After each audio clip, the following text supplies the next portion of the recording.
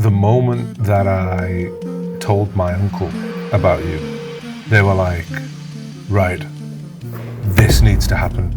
There's no time for feelings and no time for marriage. Definitely war is not the right timing for any kind of these things. But when you asked for my hand in marriage, I don't know how it turned out to be something different.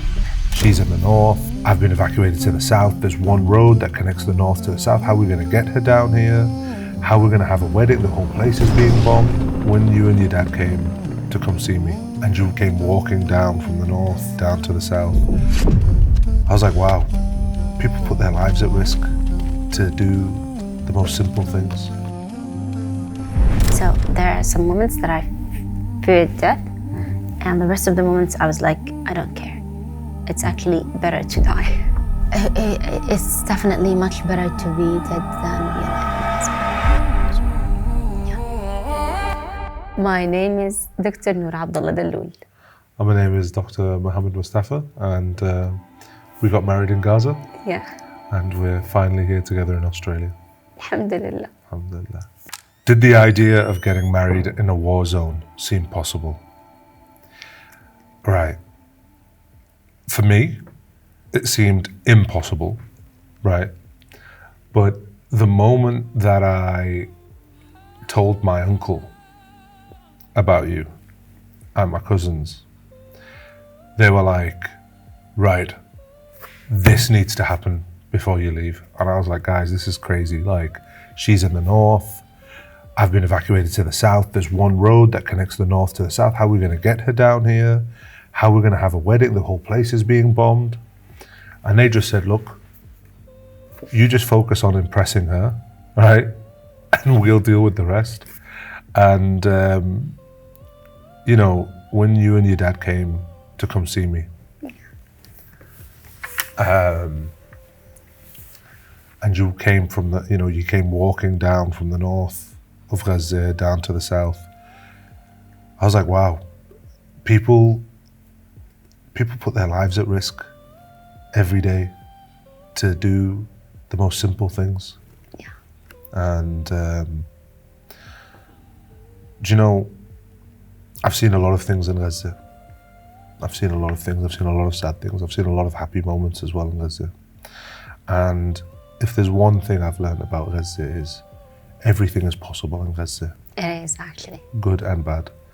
So the way I saw it before meeting you is there's no time for feelings and no time for marriage. And definitely war is not the right timing for any kind of these things. Yeah. So yeah, it was for me, it was impossible. Yeah. I wouldn't see it this way. Yeah, but when you asked for my hand in marriage, I don't know how it turned out to be something different. Yeah. A totally different thing. Yeah. Oh. I'm actually very surprised with myself, by the way. Really? Like, really, wallah. I can't just believe myself. I said yes in the war. When I was like, I would never do it. SubhanAllah. Yeah, but I think it's distant for both of us. Yeah. Yeah. SubhanAllah. And alhamdulillah. I don't Alhamdulillah, I think, said you know, yes. Yeah, well, alhamdulillah, you did say yes. Wow. You know, SubhanAllah, like neither of us had the intention of getting married, but Yeah, lo and behold, we ended up getting married. it's destiny. Yeah. It's nasib. Yeah, nasib. What about me stood out to you? You know, I think what stood out to me about you was your kindness and your compassion to the patients that you were seeing. Because in Gaza, everyone is very tired, all the doctors are tired, and they see a lot of patients every day, and sometimes they have to rush from all the patients that they see. Yeah. But you took your time with every patient, and you spoke nicely and calmly, and you put them at ease. And that's what I noticed. I just noticed that you had a big heart for everybody. Alhamdulillah. Alhamdulillah. Type. So for me, my first impression of you. Oh God. Oh no.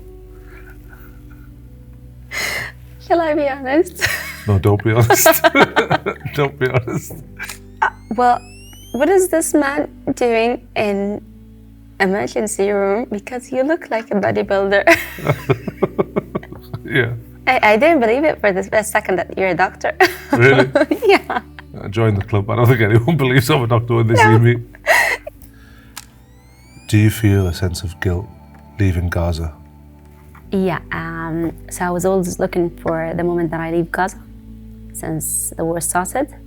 I really wanted to leave it and survive all of these things that I've been through. But the moment I left it, it was a totally different feeling. I was like, I'm going to a safe place while my people are still in danger. And yeah, it was kind of mixed feelings. One of these feelings was feeling guilty. I think the guilt is more for me than it is for you because you lived through 2 years of bombing, of genocide. And I felt like I had it easy, you know. I went there for a few weeks and left. So there's a huge guilt on my shoulders for leaving because I know how bad the situation is in Gaza. What do I miss most about my time in Gaza? Well, what I didn't miss the most about my time in Gaza is here now. So I've got my... That's very nice. So I miss my wife the most, but now you're out of Gaza. Yeah. I think I miss everybody else now in Gaza. Yeah. But yeah. Right, let's see what the next question is.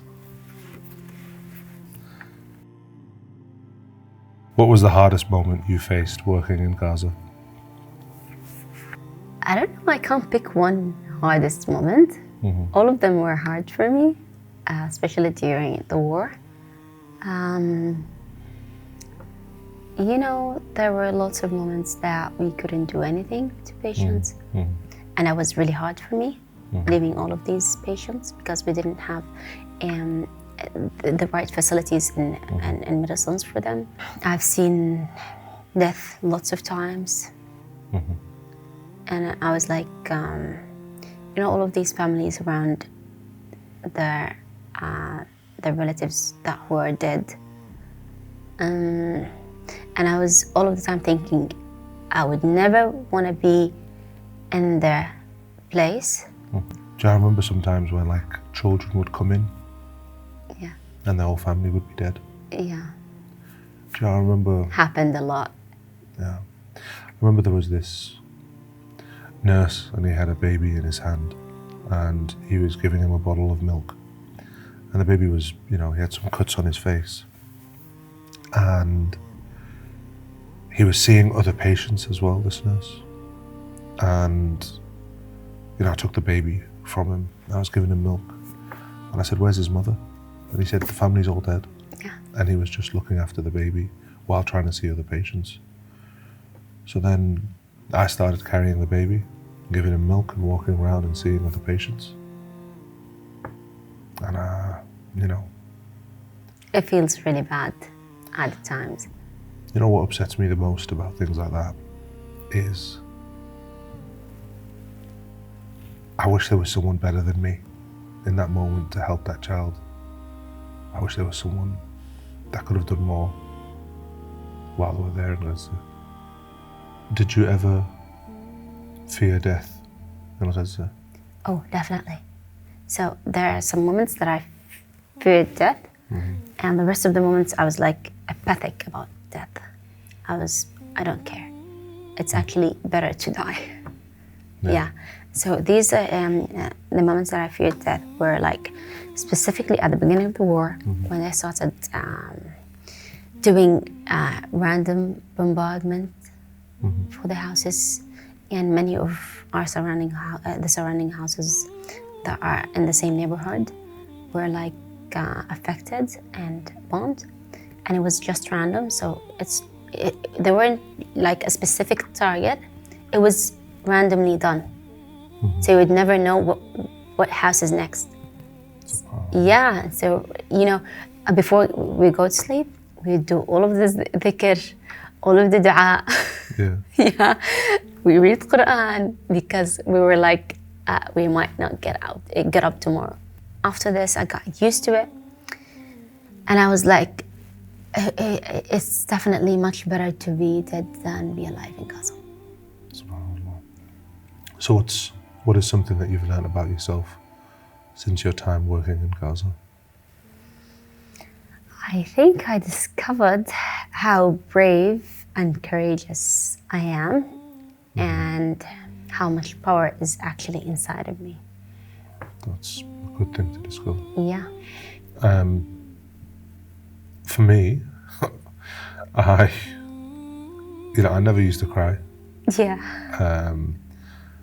And since Gaza, I found myself crying all the time. And while I was there in Gaza, I always would cry as well after seeing patients that were sick. So I think one thing that I learned about Gaza is just, it's okay to feel.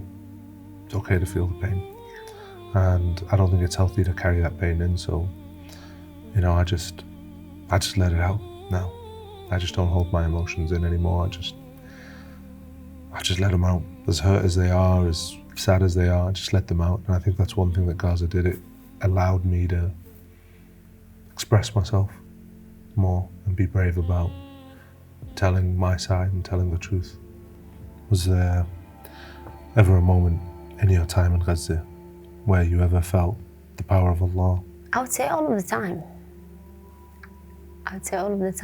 There are some cases that you wouldn't even imagine how did they survive. Yeah. They would get like many gunshots by the snipers and all of these things, and it would still survive. You wouldn't get like, how did they even survive? It's interesting you say that, because I remember times we would have people coming in who would be so severely injured that you would think, there's no way this person could survive. You would see their intestines hanging out. Yeah. You would see an arm blown off, even maybe sometimes part of their face, and they would be alive. And then you would have a child coming in who looks like they're asleep. And when you cut off the clothes to see where the injury is, because you can't feel a pulse, and you see a hole this big, and it's shrapnel that's gone in, it's this big. And that did. And that's what killed them. Yeah, I've seen it like many, many times. I have many of my relatives who died this way, only because of shrapnel. And it's things like that where you think, subhanAllah, when it's your time. Yeah, this is definitely the truth. But when it's not your time, you could lose half your body and still be alive. How has Gaza shaped your perception on parenthood, or how to be a parent? I would say I need to raise my children in a way that they don't take anything for granted, definitely.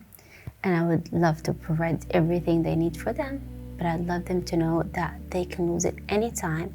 And when they lose it, they need to still have faith in Allah, that He just chose this for them. They need to accept it, and they need to work hard for the next step and not stop at the same step they are in. They need to focus more on just try to find solutions and do more. And I need them to provide for their country, definitely.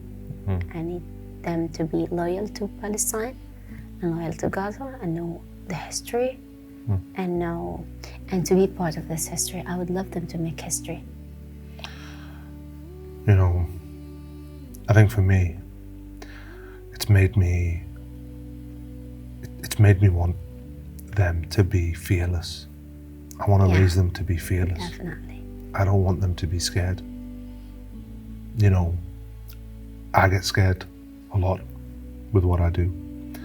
And I don't want them to have the fear that I had. I don't want that to hold them back, because the world needs to know who Palestinians are, and it needs to know who Gazans are.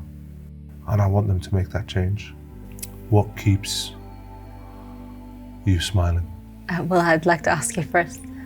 You answer. It's been hard for me. It's been hard because I've been on the road a lot since leaving Gaza. I have all the memories of Gaza. I have a lot of pressure on my shoulders. Yeah. I'm sure you've seen. But Do you know what keeps me smiling is I always just think to myself, in 10 years' time, 20 years' time, when we have kids, and they're going to ask, Mom, Dad, what did you do for Gaza at that time? I'm going to say, well, your mum was in Gaza for the whole time, helping people. And your father was there, and when he left Gaza, he was always fighting for you. So the smile is because I know I'm doing the right thing, regardless of how hard it is now. I know that one day in the future, we'll be able to look back at all the pain and all the suffering and know that no matter what happened, we were doing the right thing. So that's what keeps me smiling, is knowing that, alhamdulillah, we're on the right path. Alhamdulillah, this is a good thing, and it's reassuring to be on the right path. But you know, I think I'm gonna go anyway through this path. But what makes it easier for me to smile during this path is having my beloved people around me. So having my family supporting me and you with me would make me smile. Alhamdulillah, I have you. Alhamdulillah, I'm a funny guy. Oh my God. Now you stop bragging. Oh my God. So what do your hopes and dreams look like in a free Palestine? I think free Palestine for me is like being able to go to visit other cities in Palestine, because we're not allowed as Gazan to visit other cities. So I really want to be able to go all around Palestine and be able to go for Jerusalem maybe and pray in there, and have some peace, not being bombed all of the time. All of these things would make a free Palestine for me, and have this kind of peace that we dreamt of since we're born, basically. So it looks like peace for me, and I really yearn for this moment, that me, my family, my husband, my kids are with me in a liberated country. And I don't know, it's like I'm so excited already. Even just hearing it, imagining it is like, it feels really good. Yeah. I always imagine things like the Irish that have stood with the Palestinian people. Yeah. When they come to visit, what that's like. They'll be really happy because they're supportive all the time. The South Africans, when they come, you know, the South American countries that supported us, the other Arabs and Muslims that supported us, the people who lost their jobs fighting for Palestine. It's a very welcoming country. When all of them come, and, you know, just like the joy on everyone's face, that we all lost so much for this moment right now. And now it's happening. And now we walk on these streets free, and we're having this beautiful food, and the children are playing, and the sun is shining and it's beautiful, and the trees and the forests in Palestine, and the dates in Palestine and the olives. And we're all just sitting there and enjoying it. And you know, you look over and you can see people that have given up their professions and their jobs for a free Palestine. And it's equally their Palestine as it is my Palestine and your Palestine. And I just envisage that moment of all of us there together, and all of us acknowledging and knowing the sacrifices that we've all made to be here in this moment, to have this free Palestine.